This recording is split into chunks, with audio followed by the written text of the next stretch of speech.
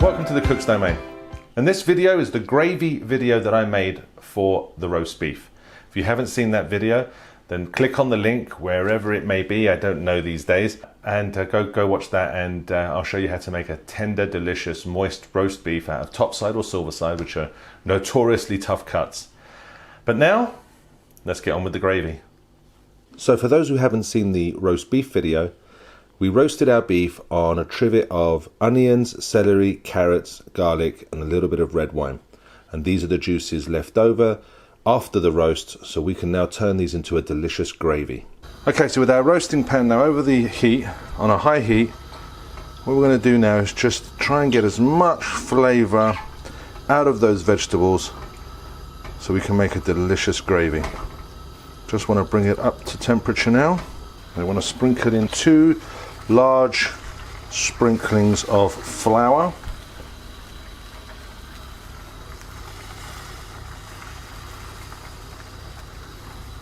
And we're going to work it in.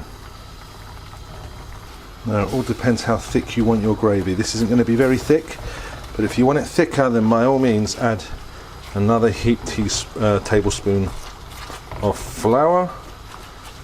Okay, so once it starts sticking, we can pour in our half a pint or more of beef stock. Just work that in. Now if you have a potato masher, what you can now do is just squish down the veg, just to get them to release more of their flavor. Before we finish this up, just do yourself a little taste test. Just see if it needs any salt, any pepper. And I would say no, that tastes absolutely delicious. The only thing we want to do now is to separate the gravy from, the vegetables that we've got in there. Okay, so that's looking ready to me. We'll turn off the heat. We'll bring over our saucepan with the fine mesh sieve, and just pour this over the top. As you can see, after a few minutes of jostling it around, most of the liquid is now gone. I'd say it's about done.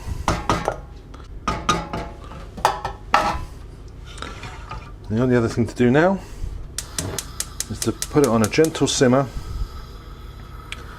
and just simmer it down to a thickness level that you'd like. So you can make this gravy as thick as you want it.